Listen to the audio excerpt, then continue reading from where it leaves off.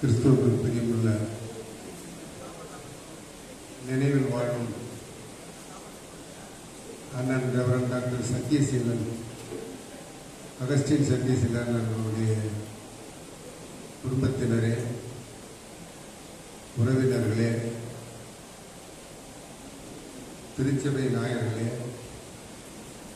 மேடையில் அமர்ந்திருக்கின்ற முன்னாள் செயலர்களே, திருச்சபை தலைவர்களே, உங்கள் அனைவருக்கும் தன்னுடைய அன்பின் வணக்கங்களையும் வாழ்த்துக்களையும் நான் தெரிவித்துக் கொள்கின்றேன். முதலாவதாக, கொரோனாவினால் ஓராண்டிற்கு முன்பாக மரித்து போனாலும் தனது குடும்பத் தலைவினை வாழ்க்கை பயணத்தை சமுதாயத்திற்கு கொண்டு வர வேண்டும் என்ற ஒரு உன்னத நோக்கத்திலே இந்த தோத்திர ஜெப கூட்டத்தை நடத்தி கொண்டிருக்கின்ற குடும்பத்து மக்களுக்கு என்னுடைய நன்றியையும் வணக்கங்களையும் வாழ்த்துக்களையும் தெரிவித்துக் கொள்கின்றேன். கொரோனாவால் பல லட்சங்கள் மாய்ந்து போனாலும் தமிழ் சுவிசேஷ லுத்தரன் திருச்சபையிலே 2 ஆயர்கள் இந்த கொரோனாவினால் மரித்து போனார்கள். ஒன்று தாமிரத்தில் இருந்த ஐயா ஐசக் அவர்கள், மற்றவர் அண்ணன் ரெவரண்ட் டாக்டர் அகஸ்டின் சத்யசீலன் அவர்கள். அவர் மரித்த போது, அடக்கம் செய்யப்பட்ட போதும் கொரோனாவின் தாக்கம் அவருடைய வழிமுறைகள், நெறிமுறைகள் கடுமையாக இருந்ததனால் சபை குரு அகஸ்டின் அவர்களும் அந்த சிக்ஸ்டன் அவர்களும் மற்றே சென்று அந்த அடக்கத்தை நடத்தி முடித்தார்கள் என்று கேள்வி. பின்னாளிலே அண்ணன் அவர்கள் இறந்து போனதோடு கூட பல்வேறு நெறிமுறைகள், கட்டுப்பாடுகள் இருந்தாலும் தம்பி ஜெரோம் மிகுந்த போராட்டத்தின் மத்தியிலும் இங்கே மயிலாடுதுறையிலே கொண்டு வந்து அடக்கம் பண்ணினார்கள். இந்த 2 ஆயர்களுமே அவருடைய பணிக்காலத்திலே மிகவும் தனக்கென்று ஒரு தனி பாதையை வகுத்துக் கொண்டு அந்த பாதைக்கு உட்பட்டு தனது இறைப்பணியை செய்தவர்கள். இருவருக்குமே இப்படிப்பட்ட ஒரு மரணம் ஏன் என்பது நான் ஐசக் அதிசயம் ஐயா இறந்ததிலிருந்தே கேட்டுக்கொண்டிருக்கின்றேன். நான் ரெவரண்ட் அகஸ்டின் அவரிடம் கேட்டேன், எப்படி அடக்கம் இருந்தது என்று. இந்த கட்டுப்பாடுகளுக்கு மத்தியிலே ரொம்ப கஷ்டமா அதை செய்ய வேண்டியது இருந்தது என்று சொன்னார்கள். இவரோட ஊழியம் மிகவும் உதாரணத்தமானது. ஐசக் ஐசியம் அவர்கள் காலத்திலும் சரி, அண்ணன் அகஸ்டின் சத்யசீலன் அவர்களுடைய காலத்திலும் சரி, அவருடைய பணியை மிகவும் சிறப்பாக சொன்னார்கள். என்டிவில்லியர் பேசும்போது சொன்னார், ஓரளவு பிடிவாத குணம் என்று. ஓரளவு கிடையாது, பிடிவாதம் தான். அதிலே எந்த விதமான மாற்று கருத்தும் இல்லை. அண்ணன் அவருடைய குருத்துவ பணியை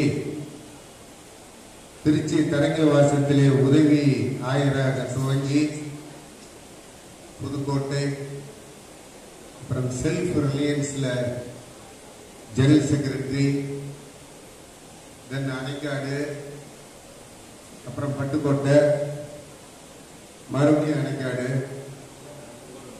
மறுபடியும் பட்டுக்கோட்டை, அப்புறம் செங்கரையூர்.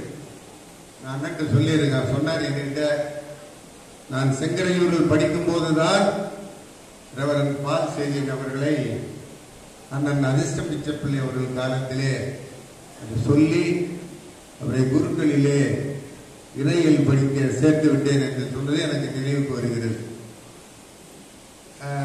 செங்கரையூர், அப்புறமா வந்து சாத்தூர், கூடல் நகரில் இருக்கும்போதுதான் அந்நியார் அவர்கள் அங்கே ஜெயராஜ அன்னபாக்கியம் பள்ளியிலே தலைமை ஆசிரியராக இருந்தார்கள். பொறையாறுல அண்ணன் வேலை செஞ்சார். காரைக்காலிலும் இருந்திருக்கிறார் என்று நினைக்கிறேன். காரைக்காலிலும் இருந்தார்.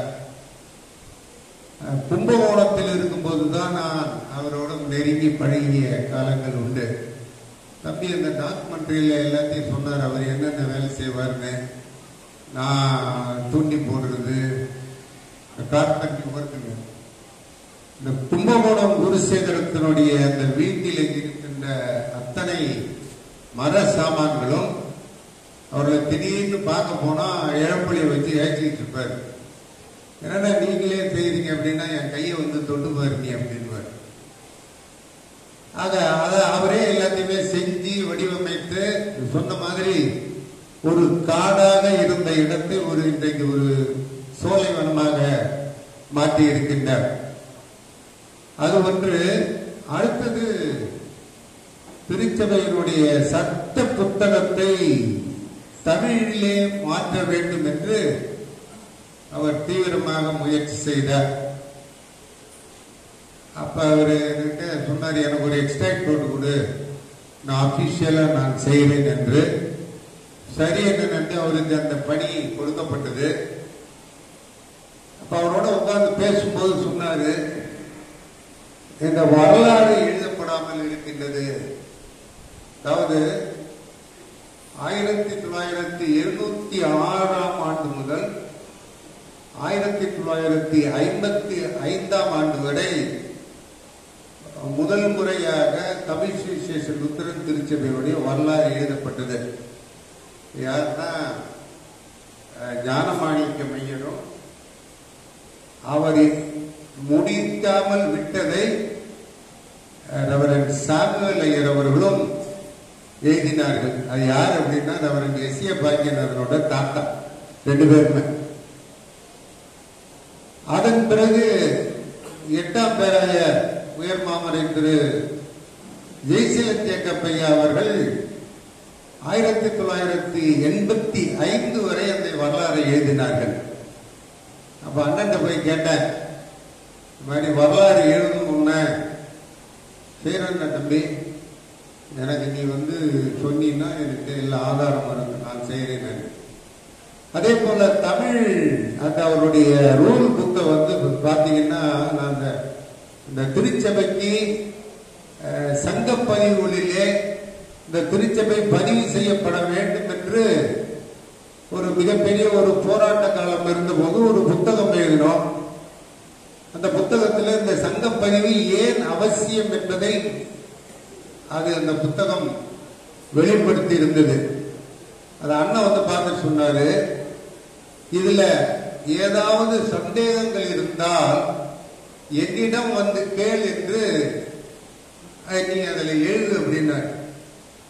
அதன் பிரகாரமே அந்த புத்தகத்தை எழுதி அந்த புத்தகத்திலே அவருடைய அண்ணனுடைய பெயரையும் குறிப்பிட்டு, அதாவது எத்தனை சட்டங்கள் தடை செய்யப்பட்டது, இவற்றிலிருந்து நீங்கள் தெரிய வேண்டும் என்றால் மறைதிரு அறிவர் அகஸ்டின் சத்தியசீலன் ஓய்வு அவர்களை தொடர்பு கொண்டால் ஆதாரங்களோடு விளக்குவார் என்று அவர் எழுதிய சொந்த வரியை அப்படி எழுதினார்.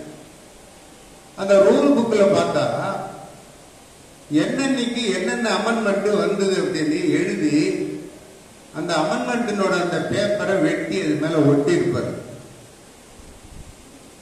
இன்னைக்கு கூட இந்த 300 ரூபாய் திருச்சபையினுடைய சபை சந்தா அப்படிங்கிறத இந்த 1991 இருந்த அந்த ரூல் புத்தகத்தில் இல்ல, அது அமெண்ட்மெண்ட் தான். ஆனா அந்த அமெண்ட்மெண்ட் எத்தனை பேர் வச்சிருக்கிறாங்க அப்படின்னு தெரியாது. ஆனால் அவர் எல்லாத்தையும் பக்கம் பக்கமா அதை வந்து வைத்திருந்தார் நிறைய புக்கு. ஆனால் அவரால் அவர் விருப்பப்பட்ட அந்த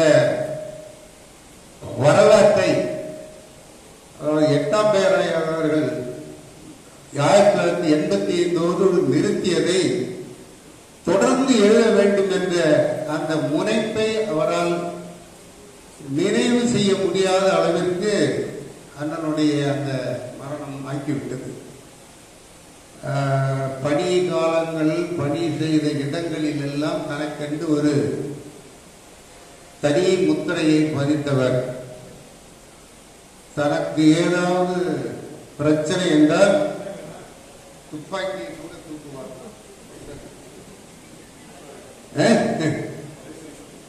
அதை டாக்குமெண்ட்ரியில் சொல்லல, அதெல்லாம் சொல்லணும். தனக்கு ஒரு பிரச்சனை என்றால் துப்பாக்கியை கூட தூக்கி கோவத்தை நாய் மேல காட்டுவார்.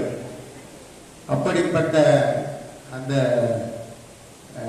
என்ன கொண்ட குறிக்கோளில் நிறைவு செய்ய வேண்டும். அதை எந்த வழியிலாவது நியாயமான வழியில் அப்படி என்ற ஒரு கொள்கை பிடிப்பு கொண்டவர் அண்ணன். ஆகவே இந்த 194 தடை சட்டத்திற்கு ஆட்சி மன்றத்தை கலைக்கின்ற அந்த சர்வாதிகாரத்திற்கு எதிரான குரல் கொடுக்கக்கூடியவர் அண்ணன் அகஸ்டின் சத்யசீலன் என்பதை நான் இந்த நேரத்திலே நான் தெரிவித்துக் கொள்ள ஆசைப்படுகின்றேன். அவ்வளவு கடுமையான எதிர்ப்பு சொல்லுவார். ஒரு ஜனநாயக ரீதியிலே தேர்ந்தெடுக்கப்பட்ட ஒரு ஆலோசனை சங்கத்தை எந்த கொம்பண்டா கலைக்க முடியும் அப்படின்ட்டு என்கிட்ட அவர் வாதாடுவார். அவருடைய சட்ட திட்டங்களுக்கு மதிப்பளித்து, ஜனநாயகத்திற்கு மதிப்பளித்து, திருச்சபையிலே அந்த லுத்ரன் டாக்டரின் அந்த மரபும் அந்த சத்தியமும் வழுவாமல் தனது ஆராதனை நடத்தக்கூடியவர். எல்லாரும் சொன்ன மாதிரி அந்த கர்நாடக சங்கீதம் அதிலே மிகவும் பாண்டியத்தை பெற்றவர் என்று தான் சொல்ல வேண்டும்.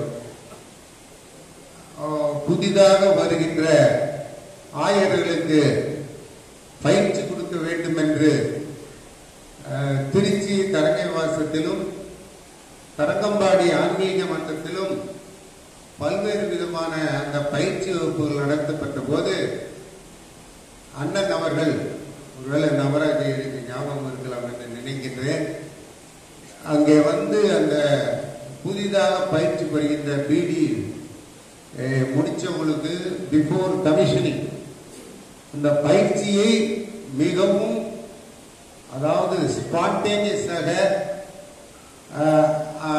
எனக்கு டிராவல்லாம் நீ கொடுக்க வேணாம், நான் கும்பகோணத்தில் தான் நான் இருக்கிறேன், நானே வர்றேன் அப்படின்வார். அப்படிப்பட்ட ஒரு தன்னார்வம் மிக்கவர், தனக்கு தெரிந்த கலைகளை மற்றவர்களும் கற்றுக்கொள்ள வேண்டும் என்று ஆசைப்படுபவர். அவரை இந்த நினைவு தோத்திர கூட்டத்தின் மூலமாக நினைத்து அவர் புகழை சொல்லுவதற்கு வாய்ப்பளித்த குடும்பத்தினருக்கு நன்றி கூறி, அன்னாரின் புகழ் திருச்சபையிலே என்றும் நிலவ வேண்டும், நிலைக்க வேண்டும் என்று சொல்லி அன்னி அவர்களுக்கு எனது தோத்திரங்களையும் ஆறுதல்களையும், ஜெரோம் மற்றும் தம்பிமார்களுக்கு எனது ஆறுதலையும், சகோதரர்களுக்கும் உறவினர்களுக்கும் எனது ஆறுதலையும் நான் தெரிவித்து நிறைவு செய்கிறேன். நன்றி. தேங்க்யூ ஐயா. ஐயாவுடைய அட்மினிஸ்ட்ரேஷன் மற்ற காரியங்களை குறித்து பகிர்ந்து கொண்டார்கள். உண்மையாகவே நான் பிடிச்ச பயிலுக்கு 3 காலம் அப்படின்னு எதுக்காக ஒரு காம்ப்ரமைஸ் பண்ண மாட்டார். அப்படிப்பட்ட ஒரு நபர். இன்னொரு விஷயம் என்னன்னா, நமக்கு எல்லாம் தெரியுமான்னு தெரியல, மரபை பத்தி சொன்னாங்க, ட்ரெடிஷனை பத்தி. ஒவ்வொரு ரீடிங்கும் ஒவ்வொரு இடத்துல இருந்து வாசிக்கணும்ன்ற சொன்னதே அவர் தெரியும். ஓல்ட் டெஸ்ட்மென்ட் ரீடிங் ஒரு இடத்துல இருந்து, எபிசல் ஒரு இடத்துல இருந்து, காஸ்பல் அது யாருக்குமே தெரியாது. அவர் சொன்னாரு, ரீடிங்ல கூட அப்படிப்பட்ட முறைமை இருக்குது. எல்லா ஐயரும் என்ன பண்ணாங்க, ரீடிங் ஒரே இடத்துல இருந்து வாசிங்க. அப்படி கிடையாது, ஒவ்வொரு ரீடிங்கும் ஒவ்வொரு இடத்துல இருந்து வாசிக்கணும். அப்படிப்பட்ட ஹோல்டிங் பைபிளை எப்படி பிடிச்சிருக்கணும்ன்றதையும் ரொம்ப அழகா சொல்லிக் கொடுக்கிறவர். அந்த வகையிலே மிக சிறப்பான ஒரு ஆயர். தொடர்ந்து நம்முடைய முன்னாள் செயலர் டி ரவீந்திரன் ஐயா அவர்கள் இப்போது ஐயாவை பற்றி ஒரு சில காரியங்களை பகிர்ந்து கொள்வார்.